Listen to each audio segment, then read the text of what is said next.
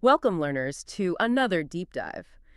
Today, we're embarking on a fascinating journey through one person's highly unconventional path. Yeah, we're pulling back the curtain on those critical moments of choice, passion, and, well, that often debated quality talent. We're diving into a single rich source today, excerpts from an interview. It's titled Ten Sar Rekhi, Kokanese. which translates roughly to No 10 Share. A theoretical physics PhD from Peking University's Yuanpei College, admitted by competition, discusses talent. It sounds quite specific. It is, but what's truly fascinating here is how we can, trace a clear thread of decisions, some deliberate, some maybe more serendipitous. Right, decisions that span from a really unique high school experience all the way through a PhD in theoretical physics. And then a significant career shift into software engineering. So our mission in this deep dive is really to extract the most potent insights from this individual's story. Exactly. Helping you maybe discern your own path more clearly, especially when those big questions about passion, purpose, and, talent come into play. Okay, let's unpack this unusual beginning then. Our interviewee, who's now a software engineer in New York.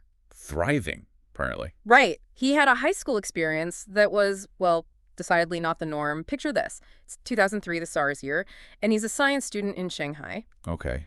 But instead of grinding through preparation for the grueling Gaokao, China's national college entrance exam, Which is notoriously intense. hugely, he actually secured admission to Peking University's Yuanpei College through an elite physics competition. Wow. Okay, so that early success meant his entire senior year was, well, he describes it wonderfully as unsupervised and half free range. Half free range, I like that. Doesn't it paint a picture?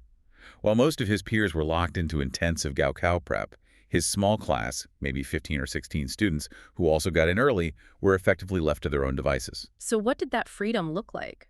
He mentions living at school because of SARS, but the teachers were mainly focused on the Gaokao kids. Understandably, I suppose.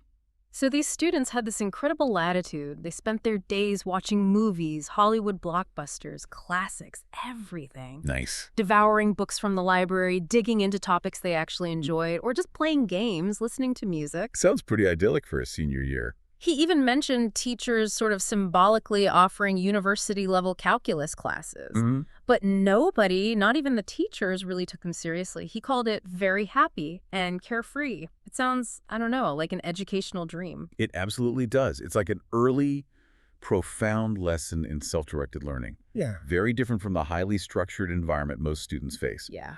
And that initial taste of autonomy, you have to think, it shaped his approach to learning and choice later on. Definitely. That period of unsupervised learning clearly had an impact. Because when he got to Peking University, he again made a somewhat unconventional choice. Instead of going directly into, say, the traditional physics department, he chose Yuanpei College. Ah, Yuanpei. Right. Right. It's quite distinct within the Chinese university system. It's set up as an experimental class, or maybe like a liberal arts education program. Sort of like in the U.S. Somewhat similar, yeah. In the first couple of years, students don't declare a specific major.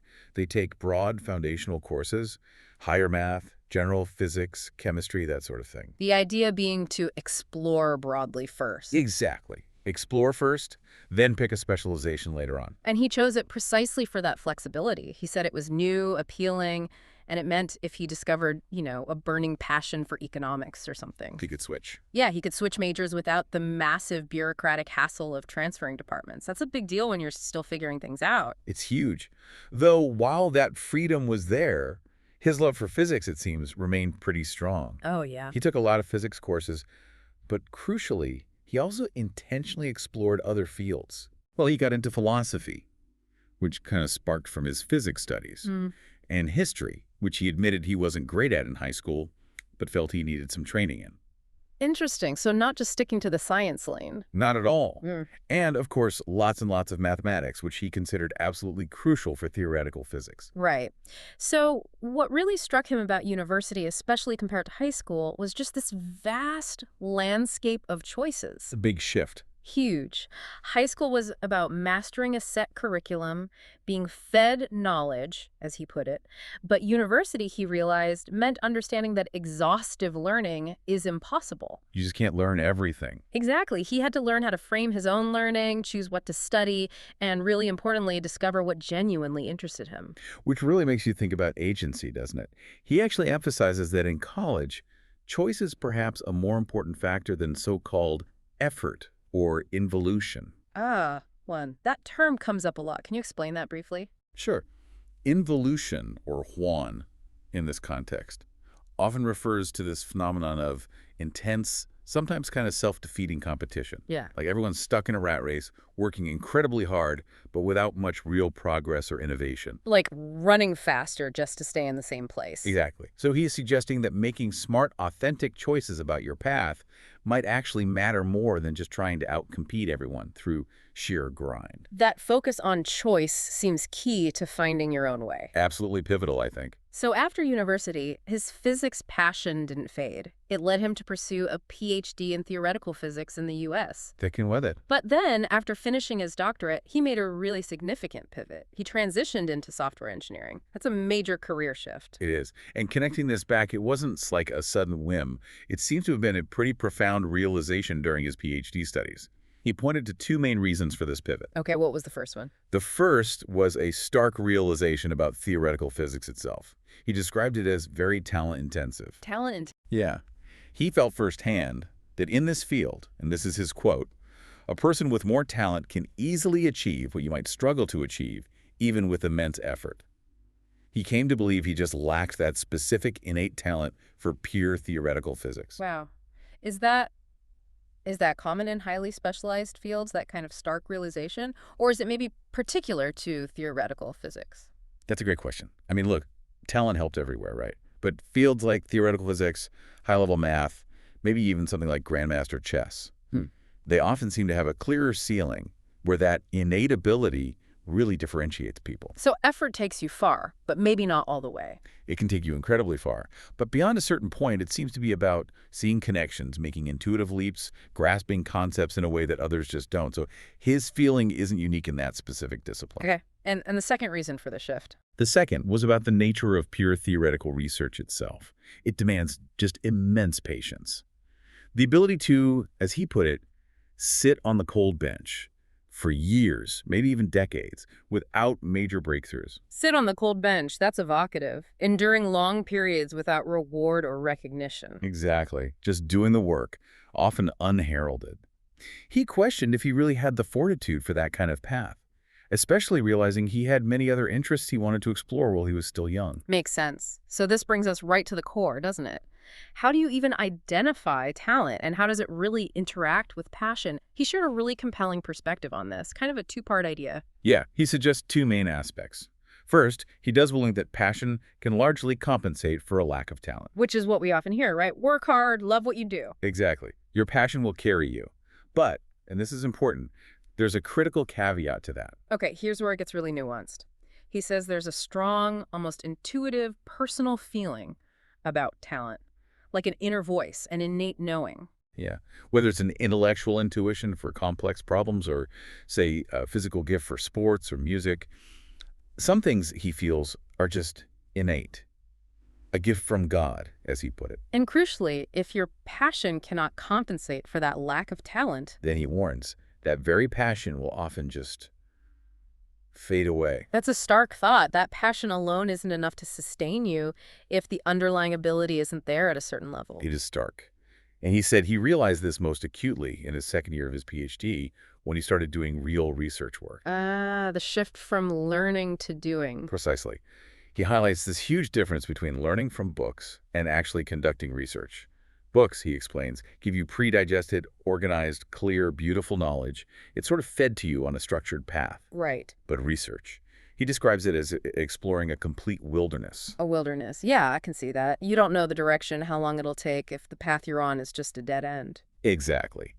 Unlike structured learning, where effort often leads directly to reward, research offers no such promise. You could pour years in, like you mentioned, with no breakthrough. So this really makes you wonder about intuition again. He argues that someone with talent can sort of sensitively see a good, hopeful, worthwhile direction in that wilderness. Yeah, they have a better compass, maybe. Maybe. And without that talent, it's easy to get trapped just exploring failed paths, hitting dead ends over and over. Which ultimately erodes your passion. He thinks this is how many people lose that initial enthusiasm. The wilderness just wears them down. So thinking about all this, if he had a time machine, what advice would he give his younger self?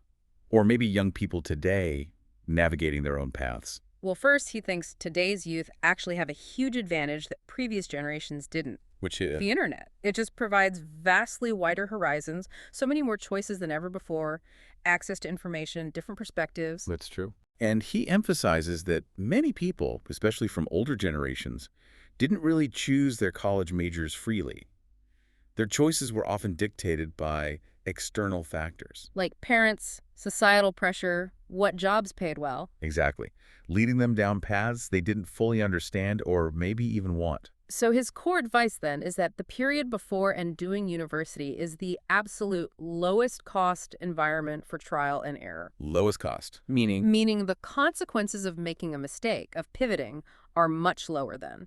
The cost only increases as you get older, enter the professional world, get locked into careers, take on more responsibilities. Right. It gets harder to change course later on. So if you're going to make mistakes to figure out what you really want, it's profoundly better to make them early. He argues that the earlier you discover what you dislike, the higher your probability of successfully finding what you do like. It's like a process of elimination. Yeah, eliminating what doesn't fit helps reveal what truly resonates. Which culminates in this powerful takeaway, really for you, the listener. Explore different fields. Seek your inner voice. Your inner voice. Not the voices instilled by elders, teachers, family, or society. Exactly. He stresses how important it is to distinguish between what I truly like and, what's popular, what's easy to find a job in, what's the current trend. It boils down to self-awareness. And he doesn't regret his own choices, which is key. He's happy where he is. No, not at all. He firmly believes that if he had explored more initially, even if he ended up making the exact same decisions, he would have felt more certain. Even more certain, more unwavering in his path. It's about building that conviction through active exploration, not just sort of stumbling into something that works out. So wrapping this up, what does all this mean for you, our learner? This deep dive into a really unique journey, it underscores a few critical ideas, doesn't it? It really does. The immense, maybe underestimated value of active choice. That subtle but powerful interplay between passion and the sometimes uncomfortable reality of talent.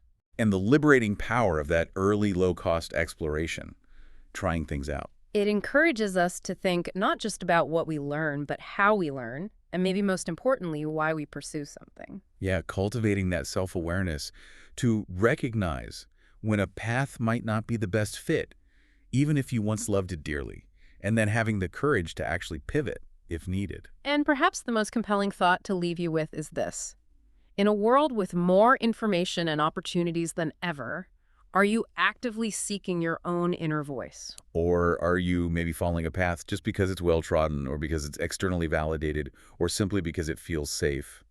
What areas in your life right now could maybe benefit from a period of that trial and error with the lowest possible cost? What's one small thing you could try this week, perhaps, to explore a new interest, or just to listen a bit more closely to that voice that's truly your own, not someone else's echo? Thank you for joining us on this deep dive. We hope it sparks some interesting reflections for you. And perhaps even some new choices for your own journey ahead.